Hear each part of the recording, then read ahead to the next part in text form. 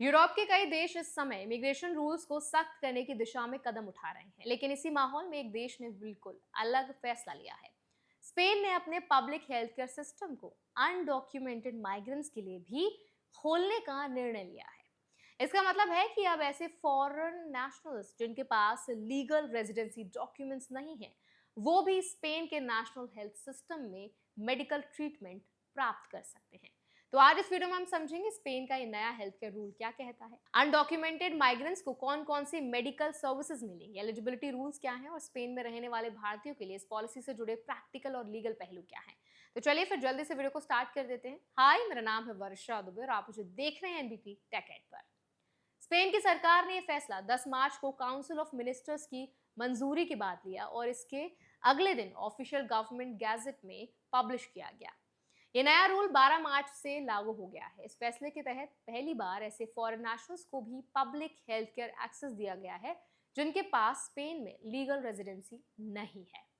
Migration minister Elma size के अनुसार इस रिफॉर्म का उद्देश्य सुनिश्चित करना है कि स्पेन में मौजूद हर व्यक्ति को बेसिक मेडिकल केयर मिल सके। अब समझते हैं कि इस नए रूल के तहत असल में क्या बदल रहा है। पहले अनडॉक्यूमेंटेड माइग्रेंट्स को कई बार केवल इमरजेंसी मेडिकल केयर ही मिल पाती थी। कई एरियाज में एडमिनिस्ट्रेटिव रेस्ट्रिक्शंस या लोकल पॉलिसीज के कारण उन्हें हॉस्पिटल ट्रीटमेंट या स्पेशलिस्ट कंसल्टेशन तक पहुंचने में कठिनाई होती थी। लेकिन नए डिक्री के बाद हेल्थ केयर एक्सेस पूरी देश में स्टैंडर्डाइज किया जा रहा है। इसका मतलब ये है कि अनडॉक्यूमेंटेड माइग्रेंट्स अब सिर्फ इमरजेंसी सर्विसेज तक ही लिमिटेड नहीं रहेंगे, बल्कि उन्हें primary care, specialist consultation, hospital treatment और प्रिस्क्रिप्शन मेडिसिन जैसी सुविधाएं भी मिल सकेंगी। इस पॉलिसी का एक प्रैक्टिकल पहलू ये है कि अनडॉक्यूमेंटेड माइग्रेंट्स को हेल्थ केयर एक्सेस के लिए एक प्रोविजनल हेल्थ केयर कार्ड के लिए अप्लाई करना होगा। इसके लिए उन्हें साबित करना होगा कि वो स्पेन में मौजूद हैं और वहां रह रहे हैं। प्रूफ के तौर पर कुछ डॉक्यूमेंट स्वीकार किए जाएंगे, जैसे म्यूनिसिपल रजिस्ट्रेशन जिसे पेड्रोन कहा जाता है, utility bills, rental agreement, school records या सोशल सर्विस डॉक्यूमेंट्स। यहाँ एक और इम्पॉर्टेंट रूल है जो एडमिनिस्ट्रेटिव डिलेज को रोकने के लिए बनाया गया है। अगर कोई व्यक्ति हेल्थ केयर कार्ड के लिए अप्लाई करता है और अथॉरिटीज 3 महीने के भीतर कोई जवाब नहीं देती, तो उस व्यक्ति को हेल्थ केयर एक्सेस अपने आप मिल जाएगा और ये एक्सेस परमानेंट माना जाएगा। ये प्रोविजन इसीलिए जोड़ा गया है ताकि ब्यूरोक्रेटिक डिलेज के कारण लोगों को मेडिकल ट्रीटमेंट से वंचित ना रहना पड़े।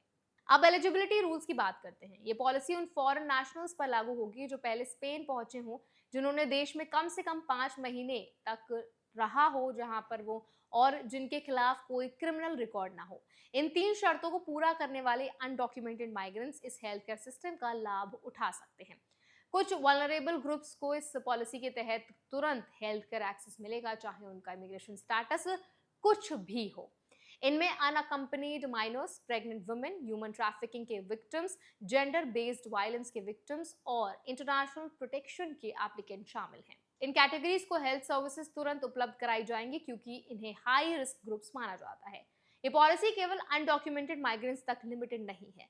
इसके तहत कुछ और कैटेगरीज भी शामिल की गई हैं, जैसे वो स्पेनिश सिटीजन्स जो विदेश में वापस आकर स्पेन में रहने लगते हैं, या वो लोग जो टेम्पररी बेसिस पर विदेश से स्पेन आए हैं और उनके साथ आने वाले फैमिली मेंबर्स। अब ये समझना भी जरूरी है कि स्पेन की सरकार ने कदम क्यों उठाया है। प्राइम मिनिस्टर पेड्रो सांचेज ने पहले भी कहा कि इमिग्रेशन देश की लेबर मार्केट और एजिंग पॉपुलेशन के लिए बहुत इंपॉर्टेंट है। उनका मानना है कि अगर माइग्रेंट्स को बेसिक सर्विसेज जैसे हेल्थ केयर मिलती हैं, तो इससे पब्लिक हेल्थ सिस्टम मजबूत होता है और लेबर फोर्स भी स्थिर रहता है। हेल्थ मिनिस्टर मोनिका गार्सिया ने भी इस फैसले का समर्थन करते हुए कहा कि हेल्थ केयर को यूनिवर्सल राइट के रूप में देखा जाना चाहिए। सरकार का तर्क है कि अगर किसी देश में बड़ी संख्या में लोग बिना मेडिकल एक्सेस के रहते हैं, तो इससे पब्लिक हेल्थ रिस्क बढ़ सकता है। इसलिए हेल्थ केयर एक्सेस को व्यापक बनाना केवल सोशल पॉलिसी नहीं बल्कि इकोनॉमिक और पब्लिक हेल्थ पॉलिसी भी है। स्पेन में भारतीय कम्युनिटी भी धीरे धीरे बढ़ रही है। भारत के विदेश मंत्रालय के आंकड़ों के अनुसार वहां लगभग 70,000 भारतीय मूल के लोग रहते हैं, जिनमें करीब 49,000 एनआरआई और 21,000 पर्सन्स ऑफ इंडियन ऑरिजिन शामिल हैं।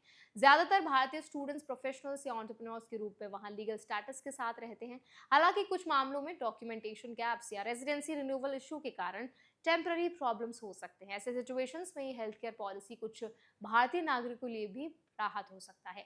इसीलिए एक इम्पॉर्टेंट सावधानी भी समझना जरूरी है। ये health care access immigration status को लीगल नहीं बनाता, यानी अगर कोई व्यक्ति अनडॉक्यूमेंटेड है तो उसे मेडिकल ट्रीटमेंट मिल सकता है, लेकिन इससे रेजिडेंसी परमिट या वर्क परमिट ऑटोमेटिकली नहीं मिलता। इसीलिए इमिग्रेशन कंप्लायंस जरूर रखना बहुत इंपॉर्टेंट है। तो आई होप वीडियो आपके लिए हेल्पफुल रहा होगा। अगर वीडियो आपको पसंद आया तो उसको लाइक करें, शेयर करें। ऐसे और भी वीडियोस के लिए हमारे चैनल एनबीडी टेक को भी जरूर सब्सक्राइब करें।